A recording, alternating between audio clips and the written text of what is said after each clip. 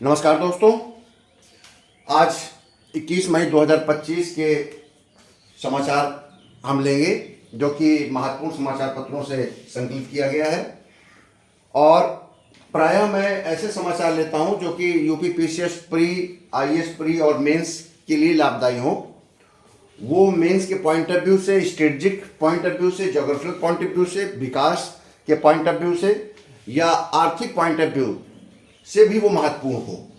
जो कि आपके पीसीएस और आईएएस के मेंस पेपर में 4 प्रश्न पत्र होते हैं समान अध्ययन में, वो राष्ट्रीय अंतर्राष्ट्रीय खबरों से जुड़ा हो, गवर्नेंस से जुड़ा हो, साइंस टेक्नोलॉजी से जुड़ा हो, तो आपके सामाजिक आर्थिक पहलू से जुड़ा हो, तो केवल वन लाइनर ये नोट्स ना होकर आपकी एक अच्छी समझ पैदा करे। इस प्रकार से करंट इवेंट्स का मैं ये वीडियो बनाया करता हूँ प्रतिदिन। तो देखिए, आज की सबसे पहली खबर 21 मई की ये है कि इंटरनेशनल बुकर पुरस्कार की घोषणा हुई है 2025 की। और भारत की कन्नड़ लेखिका बानू मुश्ताक को उनके शॉर्ट स्टोरी जो कलेक्शन है हार्ट लैम्प, क्योंकि प्री परीक्षा में पेपर में आ जाएगा कि हार्ट लैम्प किस पुस्तक, इस पुस्तक का कौन लेखिका है या लेखक है, यह आ जाएगा कि भारत के किस व्यक्ति को इंटरनेशनल बुकर पुरस्कार मिला है, या ये क्वेश्चन आ जाएगा कि हार्ट लैम्प जो शॉर्ट स्टोरी है वो उस लघु कथा संग्रह में कौन सा अवार्ड किसको दिया गया है। तो डिफरेंट टाइप का जाएगा। आईएएस में एक प्रश्न में कई प्रश्न जोड़ देते हैं, साथ में यह भी लिख देगा कि इस पुरस्कार में कितनी धनराशि दी जाती है। यह भी पूछ देगा कि इस पुस्तक का हिंदी अनुवादक कौन है।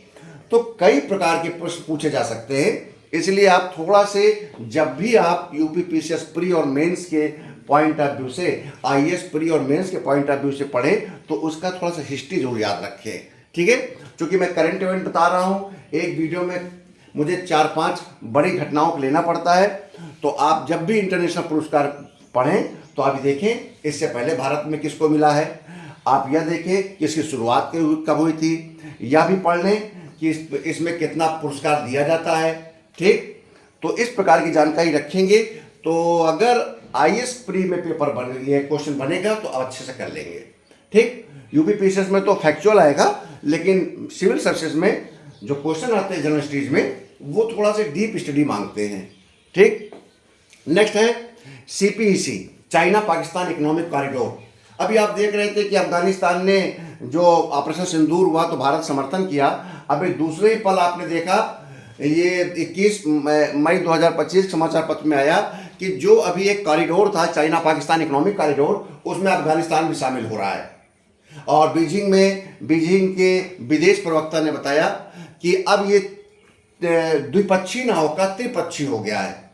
ठीक है, अब इसमें शामिल हो रहा है आपका अफगानिस्तान, चूंकि 3 देशों के विदेश मंत्री, चीन के विदेश मंत्री वांग यी, इशाक डार पाकिस्तान के विदेश मंत्री और अमीर खान मुतक्की अफगानिस्तान के विदेश मंत्री इस बैठक में शामिल हुए।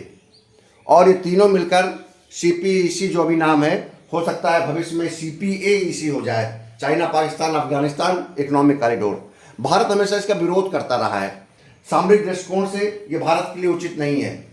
भारत इसलिए इसका विरोध करता रहा है कि इसका जो क्षेत्र है ये पीओके के बीच से निकल के जाता है, तो इससे पाकिस्तान ऑक्युपाइड जो कश्मीर है उसको प्रभावित कर रहा है। भारत इसलिए सीपीईसी का कड़ा विरोध करता है। ठीक है, और लेकिन चीन और पाकिस्तान इस इकोनॉमिक कॉरिडोर को इसलिए बना रहे हैं क्योंकि ये बीआरआई का पार्ट है। बेल्ट एंड रोड इनिशिएटिव बहुत इंपॉर्टेंट है, आर्थिक और सामरिक दृष्टिकोण से मेंस में जरूर आ सकता है, आता है। ठीक है, बेल्ट एंड रोड इनिशिएटिव एक बड़ा कॉन्सेप्ट है जिसमें विश्व के लगभग 150 देशों से ज़्यादा शामिल हैं, लेकिन भारत शामिल नहीं है। भारत इसीलिए शामिल नहीं है क्योंकि इसमें से भारत का जो कश्मीर है, पाक अधिकृत कश्मीर है, वो इससे प्रभावित हो रहा है। और इसमें पाक जो चीन है, आपको पता है कि चीन प्रयास कर रहा है कि भारत के समुद्री स्थानों पर पाकिस्तान के माध्यम से एंट्री मारे, अरब सागर में पहुंचे, हिंद महासागर में पहुंचे। इसीलिए भारत ने विरोध किया है सीपीईसी का।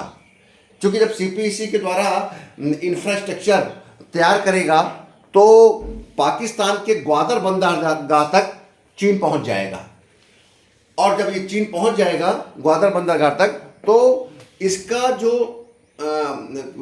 कंट्रोल है, इसका जो हस्तक्षेप है, या इसकी जो चहलकदमी जिसे कहते हैं, वो चीन अरब सागर तक हो जाएगी, हिंद महासागर में हो जाएगी। भारत को इस बात की चिंता है, इसलिए भारत सीपीईसी का विरोध कर रहा है।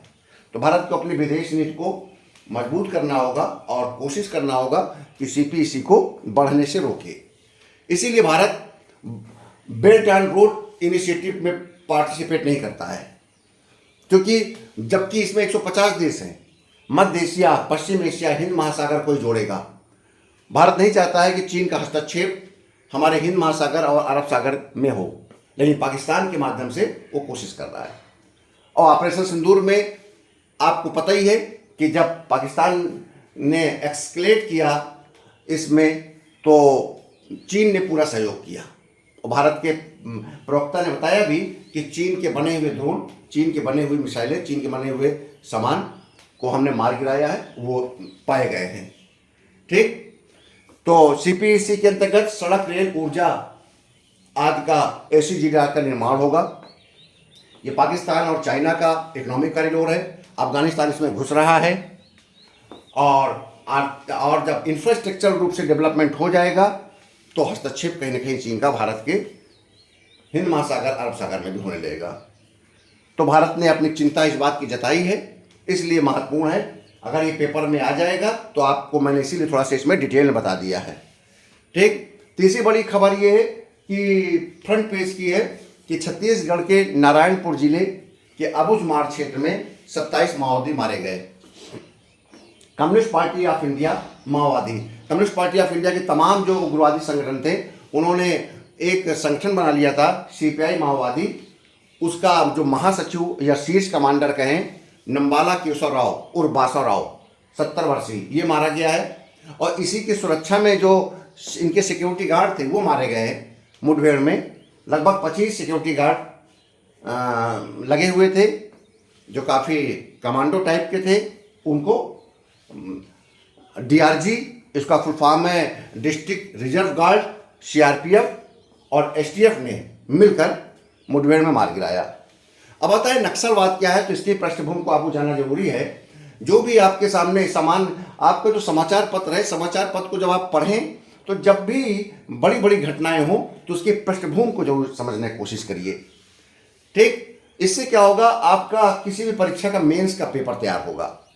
इसीलिए कहा जाता है कि समाचार पत्र को पढ़ें। साल 2 साल अगर आप लगातार समाचार पत्र को पढ़ते हैं तो आपका मेंस का बड़ा पोर्शन जो कि स्टैटिक नहीं है, जैसे हिस्ट्री हो गया, ज्योग्राफी हो गया, ये स्टैटिक अगर हटा दें तो आपका सामान्य अध्ययन में एक अच्छी समझ आपकी पैदा हो जाती है, करंट इवेंट को अगर लगातार पढ़ते हैं।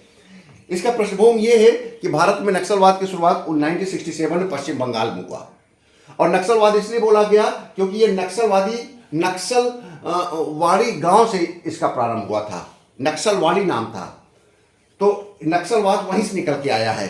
नक्सलवाद का कोई अर्थ नहीं है। नक्सलवाड़ी गांव में एक किसान आंदोलन हुआ था, तो वहां से ये नक्सलवाद स्टार्ट माना गया, क्योंकि यही नक्सलवाद बाद में सशस्त्र विद्रोह का रूप ले लिया। शुरुआती दौर पर इसके जो नेतृत्व करता थे चारू मजूमदार एवं कानू सन्याल थे। उस समय ये सशस्त्र विद्रोह प्रकट का नहीं था। बाद में ये आंदोलन हिंसात्मक रूप लेने लगा, क्योंकि ग्रामीण परिवेश का ये आंदोलन था। इसमें आदिवासियों की समस्याएं थी, इसमें पूंजीवादियों का विरोध था, जो उनके संसाधनों पर उनका हस्तक्षेप था। इसमें किसान संबंधी समस्याएं थी। ये समस्याएं धीरे धीरे करके एक आंदोलन का रूप ले लिया और ये आंदोलन सशस्त्र विद्रोह बन गया। और ये क्यों सशस्त्र विद्रोह बन गया? क्योंकि ये चीनी विचारधारा पर काम करने लगा, चीनी क्रांति की विचारधारा पे काम करने लगा, माओ से तुंग की विचारधारा पे काम करने लगा। माओ से तुंग की विचारधारा गोरिल्ला युद्ध सिद्धांत था। तो जो नक्सलवादी होते हैं वो गुरिल्ला के आधार पर युद्ध लड़ते हैं, अचानक आक्रमण करते हैं।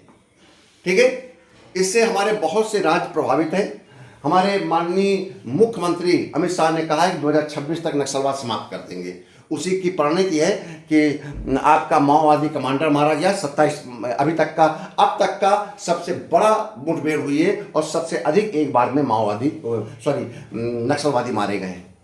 इसका प्रभावी क्षेत्र छत्तीसगढ़ है, बस्तर का क्षेत्र, झारखंड है उसे जुड़े हुए, उड़ीसा है उसे जुड़ा हुआ राज्य, आंध्र प्रदेश है, पश्चिम बंगाल है, ठीक, बिहार है और महाराष्ट्र का गढ़चिरौली क्षेत्र है।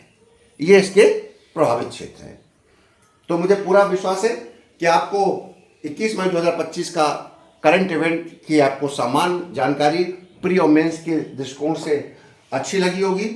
इसके आप नोट्स बना लीजिए, स्क्रीनशॉट ले लीजिए और ये प्रत्येक लेक्चर का स्क्रीनशॉट आपको मेरे टेलीग्राम चैनल में जरूर मिलेगा और मेरे टेलीग्राम चैनल का लिंक मेरे यूट्यूब चैनल में डिस्क्रिप्शन में पड़ा हुआ है। आप उसको क्लिक करेंगे तो सीधे मेरे टेलीग्राम चैनल पहुंचेंगे और आपको ये, अगर प्रतिदिन आपने इसके नोट्स बनाए तो मुझे पूरा विश्वास है कि आप अगले 2-3 साल में जब भी कोई प्री और मेंस परीक्षा होगी तब तक आपकी समान अध्ययन करंट इवेंट पर और विभिन्न विषयों पर जो कि समान अध्ययन मेंस का टॉपिक है उस पर आपकी एक बेहतरीन और एक अच्छी समझ पैदा हो जाएगी। बहुत बहुत धन्यवाद।